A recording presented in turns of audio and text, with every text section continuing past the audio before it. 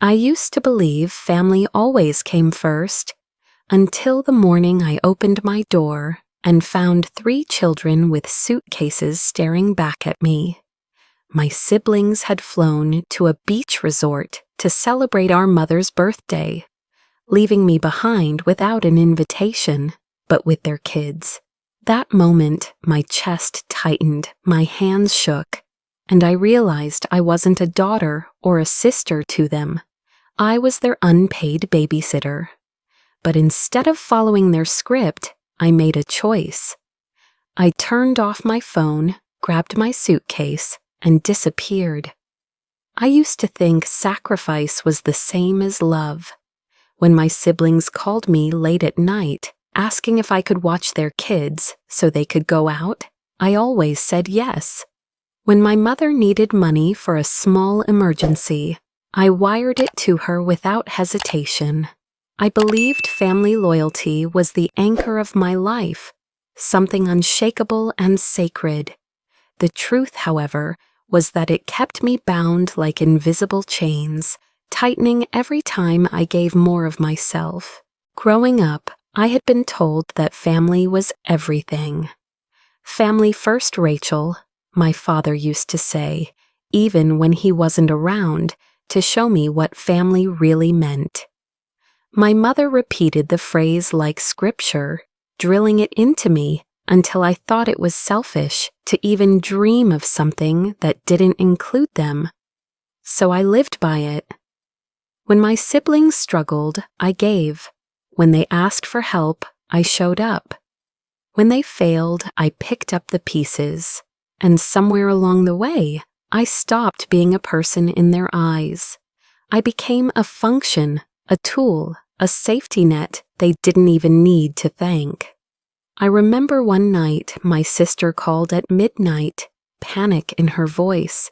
She begged me to come over to her house because she and her husband had just one night to themselves, and the babysitter had canceled. I was tired. I had work in the morning, but still, I grabbed my coat and drove across town. I sat there on her couch, rocking her baby to sleep, staring at the clock tick toward dawn. When she returned, she didn't even say thank you. She just sighed in relief and asked if I could come again next week. The red flags had been there for years, but I ignored them. A text message here. "Can you spot me $500? I'll pay you back soon." A casual comment there. "Rachel, you don't really need a vacation, do you? You're better off helping us." At first, I brushed them off as normal family dynamics, but the requests grew bigger, the gratitude smaller. Every time I said yes, I felt a small piece of myself erode, like sand slipping through my fingers. Sometimes they disguised manipulation as love. My mother would say, "You're the good one, Rachel, the strong one. You always know how to sacrifice." It sounded like praise, but it was really a command. If I ever hesitated, she would tilt her head, eyes filled with practiced sorrow, and murmur, "I guess I didn't raise you to be selfish." Those words struck like a knife. I hated disappointing her. I hated the thought of being seen as ungrateful. So I swallowed my protests and gave more. There was a moment I can't forget. I had been saving money for months, dreaming of a trip to Italy. A break, a chance to breathe, a chance to live for myself. But when I checked my savings account one morning, a large withdrawal had been made. My mother explained it casually, as if it were nothing. "We needed to pay for the down payment on your brother's car. You'll have time to save again. He needed it more." I didn't argue. I convinced myself I was overreacting, that money could be replaced. I told myself it was just family. But deep down, something cracked. That savings was not just money, it was my hope, my small rebellion against a life of servitude. Watching it vanish without permission left me hollow. I stood in the kitchen that day, staring at the numbers on my bank app, my hand trembling as if the phone burned me. Still, I said nothing. Still, I let it go. Looking back, I see how blind I was. I see how every choice I made was twisted into proof that I existed to serve them. Love had turned into obligation. Loyalty had turned into chains. I had let them write my role, and I played it obediently, never realizing that the more I loved, the less they saw me. I was not Rachel, the woman with dreams. I was Rachel, the babysitter. Rachel, the ATM. Rachel, the emotional sponge. Every label except daughter or sister. And each time I gave, their sense of entitlement grew stronger, while mine grew weaker. But even then, I clung to the hope that maybe one day they would see me. Maybe one day they would treat me as family. That hope was the last thread holding me in place. I didn't know it yet, but that thread was about to snap. Because all the sacrifices, all the quiet obedience, all the just family excuses were leading me straight into the cruelest betrayal yet. And when it came, it would tear apart everything I thought I knew about loyalty and blood. The first signs of betrayal didn't come with raised voices or cruel words. They came quietly, glowing on the screen of my phone. It was a Tuesday night, and I had just finished washing the dishes when the familiar vibration of the family group chat filled the silence. At first, I thought nothing of it. Usually the chat was filled with trivial things. Photos of my nieces, updates about errands, last-minute requests for me to step in. But as I scrolled, my chest grew tight. They were planning a trip. Not just any trip, a week-long vacation to a luxury beach resort. I saw pictures of the hotel lobby, sparkling pools, white sand beaches. I read the excitement in their words. Mom will love this for her birthday. We'll finally all be together. This will be unforgettable. All together, everyone except me. Message after message appeared, with my siblings discussing flight times, packing lists, even dinner reservations. My name was never mentioned, not once. I scrolled up and down, searching for some oversight. Some sign that maybe they'd forgotten to include me by accident. But no, they had excluded me deliberately, as if I didn't even exist. My heartbeat quickened, thudding against my ribs. My eyes stung, blurring the text on the screen. I pressed the phone to my chest, willing the pain to stop. But it only grew sharper. I told myself I shouldn't be surprised. Hadn't they always seen me as the helper, the one who stayed behind so they could shine? And yet it cut deeper than anything before. I wasn't just being used this time, I was being erased. I dropped onto the couch, my body shaking. For a moment, I let the tears fall. My entire life had been built on the illusion that family meant belonging. But in that group chat, I was invisible. I was nobody. And then, just when I thought the wound couldn't go deeper, it did. The following morning, I was woken by the sound of insistent knocking. Groggy, I stumbled to the door. When I opened it, my heart nearly stopped. Standing there were 3 children, my nieces and nephew, each clutching a suitcase, almost as big as their bodies. Their eyes were wide, confused, and a little frightened. One of them handed me a note, written in my sister's handwriting. Thanks for watching them. We'll be back after the trip. Don't forget Mom's birthday is on Friday. My hand trembled so violently, the note nearly slipped from my fingers. They hadn't just excluded me, they had turned me into the babysitter for their freedom. While they enjoyed cocktails by the ocean, I was supposed to sit here, trapped, raising children who weren't mine.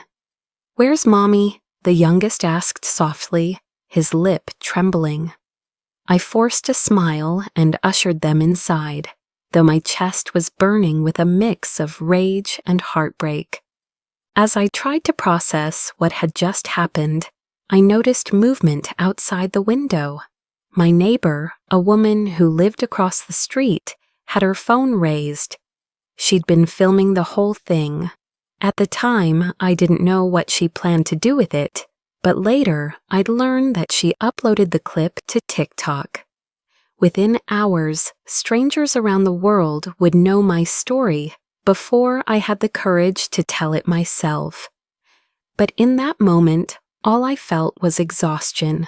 I helped the children settle into the living room, put on a cartoon, and sank onto the sofa. My head dropped into my hands, the weight of years pressed down on me. I realized then that I had never truly belonged to this family.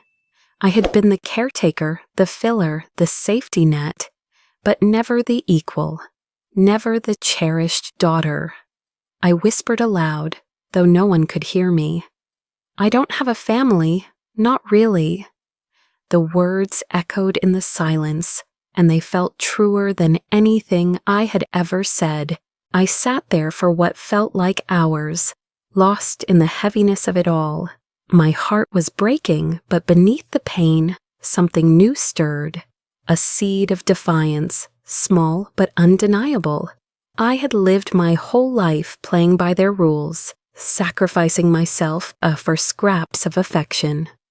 But maybe, just maybe, I didn't have to.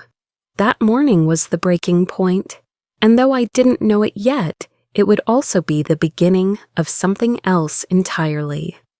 Because this time, I wasn't going to follow the script they had written for me. The night after the children arrived, I couldn't sleep. My mind spun in circles, replaying the sight of their small faces at my door. The note scrawled in my sister's careless handwriting. Anger and despair pulsed inside me, but there was something else now, sharper, steadier, resolve. I stared at my half-packed suitcase leaning against the wall, a remnant of a trip I once dreamed of but never took. My hands moved before I fully decided. I pulled it open, filled it with clothes, my passport, the little cash I still had, and snapped it shut. The air in my apartment felt heavy, almost suffocating, but when I wheeled the suitcase toward the door, a strange lightness filled me. My body trembled, but it wasn't fear anymore. It was anticipation. I didn't leave a note. I didn't text. I simply turned off my phone, locked the door, and stepped into the night. At the train station, I bought the first ticket I saw that promised escape. My heart raced as I boarded, dragging the suitcase behind me. For years, I had lived inside the cage of their expectations, always waiting for permission to breathe. And now here I was, slipping away without a goodbye. The train lurched forward, and I felt tears sting my eyes, but for the first time, they weren't tears of loss. They were tears of freedom. As the city lights blurred past the window, I exhaled a shaky breath. I wasn't a babysitter tonight. I wasn't an ATM. I wasn't invisible. I was Rachel, a woman finally daring to choose herself. But when I powered down my phone and tucked it deep into my bag, I had no idea that my disappearance was about to ignite a storm far larger than I imagined. Hours later, across town, my neighbor uploaded the video she had recorded, the one of my nieces and nephew dragging suitcases up to my door while I stood frozen in shock.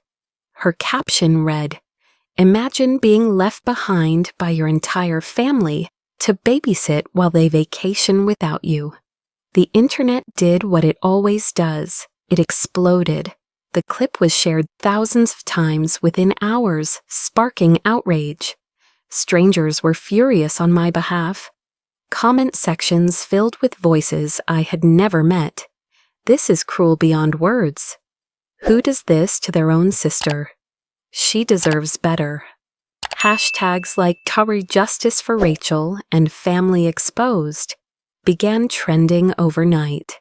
Meanwhile, I sat quietly on the train, oblivious to the noise erupting online. I rested my forehead against the cool glass, watching fields and highways slip by under the moonlight. The rhythm of the train soothed me, and for the first time in years, I let myself drift into silence. I thought of my childhood, of the moments when I believed my family's love was unconditional. The echoes of my mother's voice, "Family first, Rachel," still haunted me, but tonight I allowed myself to rewrite those words. Maybe family wasn't who you were born to. Maybe family was who chose to stand beside you. A small smile tugged at my lips as the wind rushed against the window. The sense of release was almost unbearable, like taking a deep breath after years underwater. I didn't know where the train would take me, and for once, I didn't care. But while I found peace in motion, my family was finding fury. By the time I reached the next city, my siblings had discovered the viral video. Their phones lit up with messages from friends, coworkers, even strangers, all demanding explanations. Their perfect image of unity, the mask they wore so carefully in public, was cracking wide open. Back in my seat, I closed my eyes and inhaled deeply. The tension in my shoulders began to melt. For years, I had imagined running away, but I had always told myself I couldn't. Who would hold the family together if not me? Now I understood the truth. They had never wanted me to hold them together. They had wanted me to hold them up. The train rocked gently, and I let the rhythm lull me into a rare stillness. For a fleeting moment, I allowed myself to simply be Rachel, a woman on a journey, no longer defined by their demands. But even in that pocket of peace, a shadow lingered in my mind. Families like mine didn't surrender easily. They thrived on control, and I had just slipped from their grasp. They would lash out, and the world that had just taken my side would soon hear their version of the story. And I knew, when they came, they wouldn't come quietly. The first message reached me 2 days after I left. I had checked into a modest guest house near the coast, my phone still turned off until curiosity overcame me. When I powered it back on, the screen flooded with notifications, hundreds of missed calls, voicemails, and texts. My siblings had unleashed a storm, not only in private, but in public. Their version of the story was simple, cruel, and devastating. I had abandoned their children. They painted me as reckless, selfish, untrustworthy. Posts spread across Facebook and family group threads. Rachel walked out. She left the kids behind. We had no choice but to find someone else. She's unstable. My mother had even posted a tearful video, her voice cracking as she said, "I don't know what happened to my daughter. She used to be so good. Now she's lost her way. Please pray for her." The backlash was immediate. Neighbors texted me with thinly veiled accusations. Old acquaintances left comments online. This doesn't surprise me. I could feel the weight of judgment pressing against me. And for a moment, I wondered if I had made a mistake. The fragile peace I had found on the train evaporated, replaced with shame. I wandered down to the shoreline that night, the waves cold against my ankles, and whispered into the wind, "Maybe I really am the selfish one." But even as the thought left my lips, another voice rose in defiance. I remembered the suitcases at my door, the group chat without my name, the drained bank account. No, I wasn't selfish. I was finally awake. Still, their lies spread faster than I could breathe. And yet, as I scrolled through the endless comments, a strange calm settled over me. They had forgotten something I had kept quietly, carefully all these years. I had proof, screenshots of messages where my siblings ordered me around like hired help. Texts asking for money with promises never fulfilled. Bank records showing withdrawals for expenses that were never mine. Voice notes where my mother whispered guilt into my ear. "If you don't help, Rachel, the whole family will suffer because of you."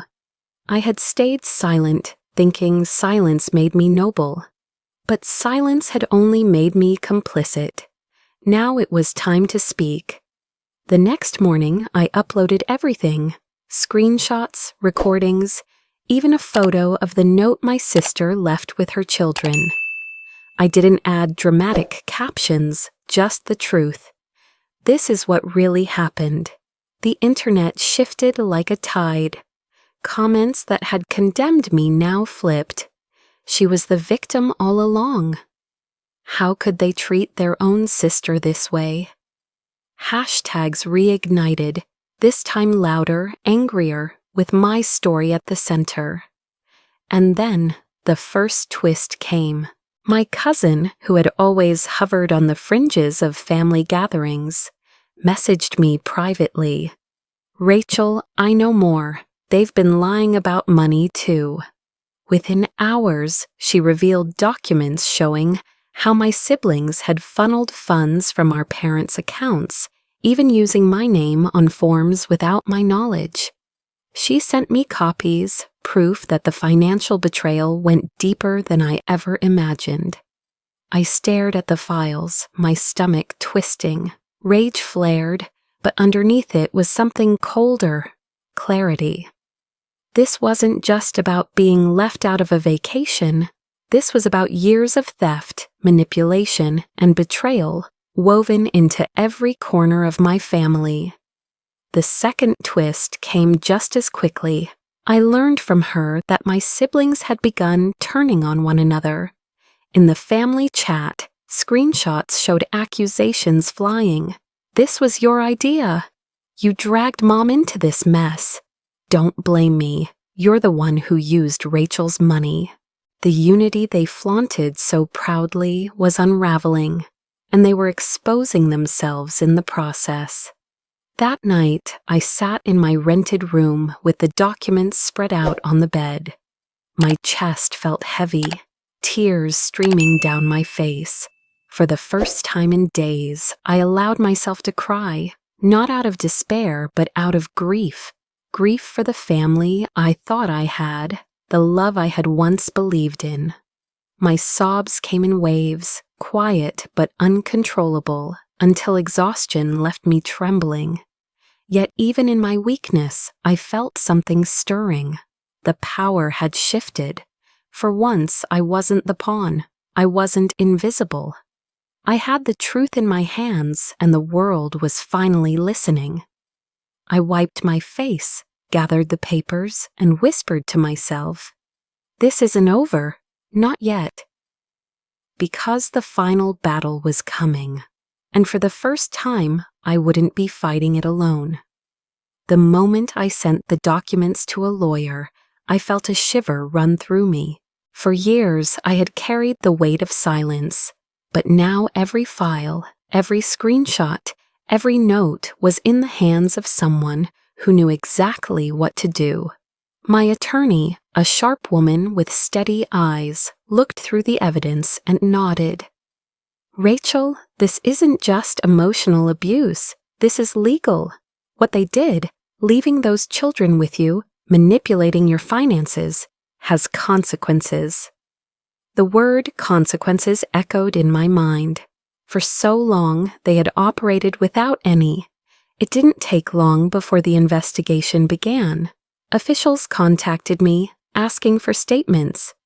My lawyer handed over the recordings, the bank statements, even the TikTok video that had gone viral.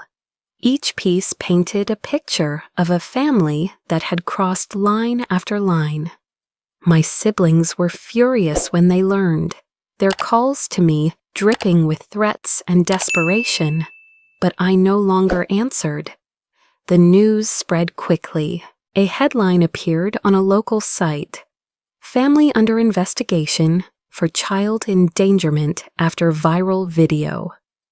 Suddenly, they weren't just gossip and neighborhood whispers, they were scandal, and the fallout was swift.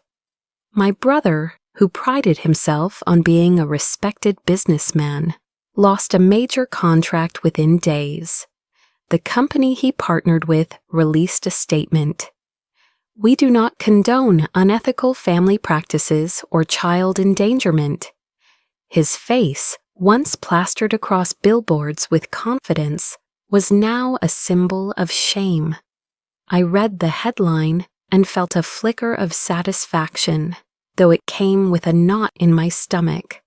Watching someone fall, even when they deserved it, was both liberating and unsettling. Still, the scales of justice were tipping. For every contract lost, for every headline printed, I felt a little more of the suffocating weight lift from my chest. Strangers online cheered, calling me brave, calling me resilient. Their voices were louder than the whispers of doubt that had haunted me for years. And yet, beneath the triumph, there was tension, because even as I watched their empire crumble, a question lingered. Was this enough? Could justice alone heal what had been broken inside me? The thought clung to me like smoke, even as my lawyer smiled and said, "You're winning, Rachel. Don't forget that." But winning didn't feel whole. When the investigation deepened, my sister's carefully crafted life began to unravel. She had built a career in education, preaching about responsibility and moral values. The irony was unbearable. Once her school board learned of her role in the scandal, she was called into a meeting. Days later, she resigned under pressure. Her friends who once praised her now avoided her calls. As for my mother, the woman who had once demanded my obedience with guilt-laced words, the community she adored turned against her. Neighbors whispered behind her back at grocery stores. Church acquaintances stopped inviting her to luncheons. She walked into social spaces and was met with silence, the kind of silence that cuts deeper than insults. It wasn't my doing, it was theirs. Their choices had dragged them here. And for the first time, I wasn't the one carrying the blame. Still, the irony struck me. For years, I had begged them to see me. Now, the world saw me more clearly than ever, while my family's reputation disintegrated piece by piece. Then came an unexpected message, one that stopped me in my tracks. A non-profit organization dedicated to helping survivors of toxic family dynamics reached out. They had seen my story circulate online and wanted me to speak at their upcoming conference, Healing from Toxic Families. My first instinct was disbelief. Who was I to stand before others? I was just a woman who had finally run from her chains. But as I reread the email, my hands trembled. Maybe that was exactly why I should say yes. That evening, I sat at the small desk in my guest house, a blank document open before me. My fingers hovered over the keyboard, frozen by nerves. What could I possibly say that would matter? I took a deep breath, closed my eyes, and thought of the night at the train station, the cool glass against my forehead, the relief of escape. Then I thought of the children's suitcases at my door, of my mother's words, her guilt, her tears that were never for me, but always for herself. Slowly, words began to flow. Not polished speeches, not perfect lines, just truths. I wrote about the loneliness of being invisible in your own home. The fear of saying no. The liberation of finally walking away. My hands shook as I typed, but I kept going, tears blurring the screen. When I finished, I sat back, exhausted but lighter. I realized the story wasn't just mine, it was one of thousands. And if telling it could help even one person recognize their worth, then maybe the pain had purpose. I closed the laptop, my chest rising and falling with unsteady breaths. For the first time, I wasn't just reacting to what they had done. I was shaping what came next. And deep down, I knew justice wasn't the end. It was only the beginning. Silence became my sanctuary. After years of living in the constant noise of demands, guilt, and obligation, I finally chose the quiet. The first boundary I set was the most radical: no contact. I blocked their numbers, muted the family group chat, and cut off every thread they had once used to pull me back in. At first, it felt terrifying. The absence of their voices, even their criticism, left a strange emptiness.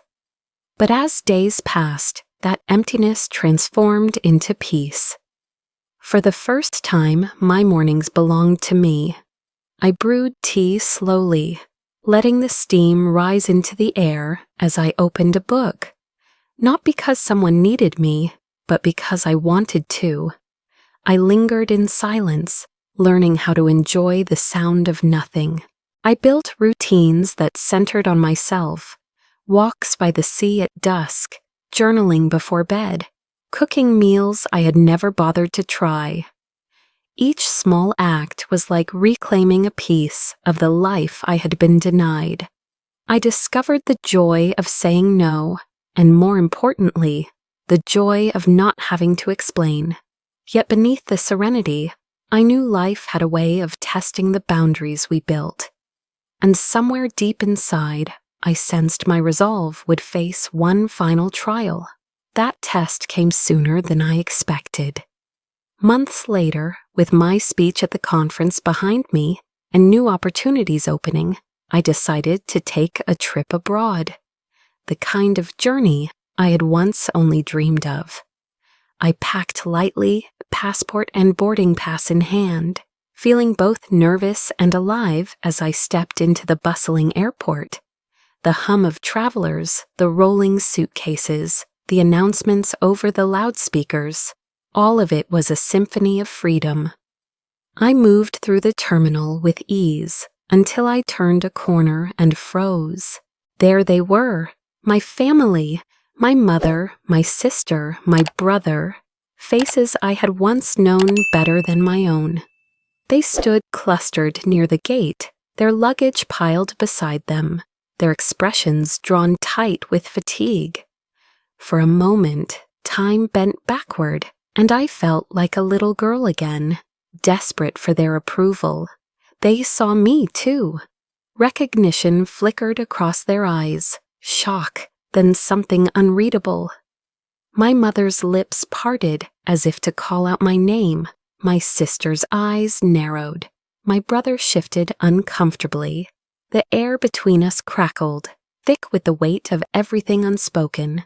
I could feel the old instinct rising, the urge to run to them, to fix, to soothe, to explain. My heart pounded, my palms damp. But then, like a tide washing over me, the memories returned. The group chat that erased me, the children at my door, the drained savings account, the smear campaign, the years of being unseen. I drew in a breath, steadying myself. I had nothing to prove. I owed them nothing. So I did the simplest thing. I smiled. Not a bitter smile, not triumphant, just calm. A smile that said, I am free. And then, without a word, I walked past them. My suitcase wheels clicked softly against the floor, each step pulling me further from the weight of their shadows. I didn't turn back. I didn't need to. The silence between us was louder than anything I could have said. As I handed my boarding pass to the attendant, and stepped onto the jet bridge, a swell of emotion rose in me. Relief, sadness, strength. The final severing of chains. I had not won through shouting, through vengeance, or through destruction. I had won by choosing myself, by refusing to be their pawn any longer. When the plane lifted into the sky, I pressed my forehead to the window. Clouds stretched endlessly below, the horizon wide and limitless.